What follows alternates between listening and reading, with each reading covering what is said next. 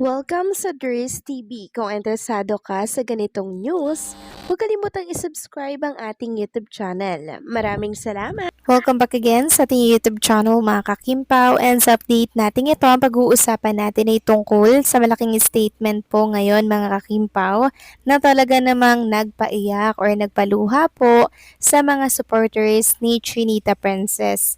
So bakit nga kaya? Yan ang pag-uusapan na tatalakayin natin maya-maya lamang.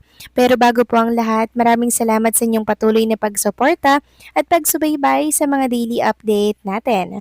Kaya naman bilang pasasalamat, narito po ang isang napili kong komento patungkol ito sa naging previous update. Mula ito kay Ginang Nenita. Sabi niya dito, kaya pala Dries na mention ni Kim sa Showtime one day na gusto niya makaranas ng lalaking ide-date talaga siya at ma-feel niya na very special siya sa lalaki dahil ang lupit ng karanasan niya kay ex niya.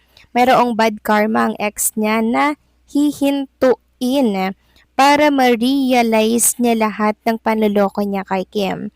Hindi natutulog ang Diyos, pasalamat tayo Dries, binigay si Paulo kay Kim ngayon na sila ang itinadhana ng Diyos kay Chinita.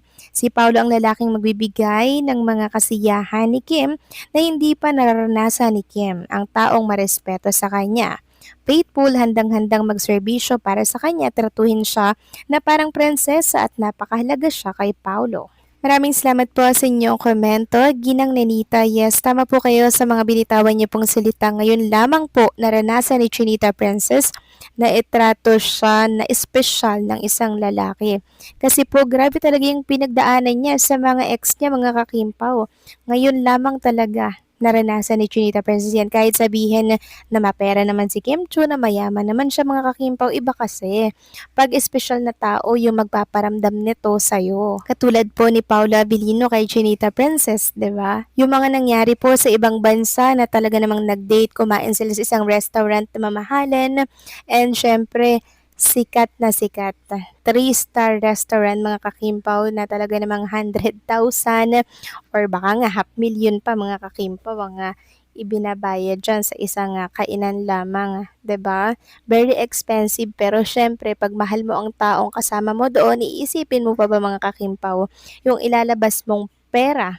'Di ba? Syempre hindi na. Kasi importante at special sa'yo yung tao na yon. Kaya kudos kay Paulo dahil binigay po siya kay Chinita Princess. At ngayon, nahanap na po ni Kim yung ultimate happiness na gusto niyang makasama sa buhay.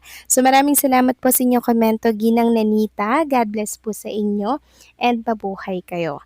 So eto na nga pag-usapan na natin mga kakimpaw, mga topic po na nakalap natin sa update na to, at unahin nating pag-usapan ng ganap kay Chinita Princess ngayong araw po ng Miyerkules. Akala ko talaga Martes pala ngayon mga kakimpaw, pero Miyerkules na pala. Sobrang bilis ng panahon at araw, no? So, kanina present po si Chinita Princess as usual sa programa po ng It's Showtime mga kakimpaw. At makikita nyo dyan, talagang floral ang kanyang suot na dress. Lahat ng sinusuot niya mga kakimpaw, sobrang bagay na bagay sa kanya. Yun ay dahil mahusay po siyang magdala mga kakimpaw ng mga damit at mga sinusuot niya. Kaya marami po talaga yung humahanga sa kanya ng todo dahil sa husay niya po sa pagdadala ng mga kasuotan niya araw-araw.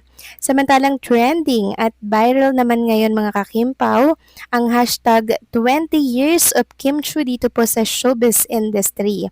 Yes mga kakimpaw, 20 years na po si Chinita Princess, kaya naman trending ito ngayon sa X, pang top 6 trending in the Philippines ang hashtag na yan, at maraming salamat sa mga supporters na nasa likod po ng pagpapatrend ng hashtag. At alam niyo ba mga kakimpaw, ito po yung inilabas na statement ni Chinita Princess na talaga namang nagpaiyak sa mga Kimpaw fans. Anong statement yan mga kakimpaw? Ito po ay may kaugnayan sa 20th year niya in showbiz industry. So ito po yung mga inamin at pinagdapat ni Chinita Princess. Sabi niya, "Today marks my 20th year in showbiz. Honestly, it still feels unreal." So, hindi pa rin siya makapaniwala until now. 20 years na yung nakalipas, pero parang hindi pa rin siya nakakapaniwala mga Kimpaw na nangyari ito sa kanyang buhay. Sabi niya pa, "As I sit here and look back, I can't help but remember being that young girl from Cebu, every Sunday, my mom would bring me to church, either at the Santo Niño Church or Our Lady of Mount Carmel. Most of the time, it was just the two of us. She would always tell me, istorya ang Ginoo, ing na siyaon sa imong ganahan. So I did. I prayed for good grades. I prayed for someone to help send us to school. I prayed for a house we could finally call our own. I prayed that one day we'd never have to keep asking for help. I prayed that I would have enough so I could help my family. Back then, some of those prayers felt impossible. And yet, years later, here I am living the life I once prayed so hard for. To my solid supporters who have loved and supported me unconditionally for 2 decades, thank you. Your time, effort, loyalty, and belief in me mean more than words can ever express. Thank you for growing with me and for standing by me through every season of my life. To my ABS-CBN family, thank you for being my home for the last 20 years.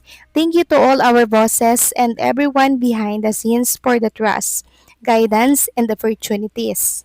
To all the brands who believe in me and entrusted me with representing your names, thank you so much, and most importantly, thank you, Lord, for every answered prayer, every closed door that protected me, and every blessing that changed my life. I always say this, but it's true. Kung may sobra pa sa salitang salamat, yun po ang gusto kong sabihin sa inyong lahat. Maraming maraming salamat po. Cheers to 20 years and hopefully more and more. Love you all. Maraming maraming salamat po. Sobrang haba mga kakimpaw ng naging statement ni Chinita Princess na pasasalamat and syempre pag-appreciate sa mga blessings niya sa loob ng 20 years na until now hindi pa rin po siya makapaniwala na naabot at nakamit niya po yung pinapangarap at pinagpipray niya lang noon. Alam niyo mga kakimpaw, habang binabasa natin itong statement ni Chinita Princess, ramdam at tagos na tagos sa puso natin na nakikinig po sa statement na to ni Chinita Princess. Marami po ang natouch at marami po ang naiyak dahil hindi po nakakalimutang lumingon sa pinanggalingan na si Chinita Princess mga kakimpaw, at ito po ang isa sa mga rason kung bakit minahal at sinuportahan siya ng todo at hindi siya iniwan ng kanyang mga supporters. Marunong po siyang magpasalamat. Huwag kang mag-alala, Chinita Princess, ang buong Kimpaw fans at supporters ay laging nakaagapay at nakasuporta sa bawat project na gagawin ninyo ni Paolo Abilino. Again, happy 20th years anniversary, Chinita Princess, and sana mas marami pang years to come para sa showbiz industry mo. So kayo ba mga kakimpaw, anong masasabi ninyo dito? Please comment down below.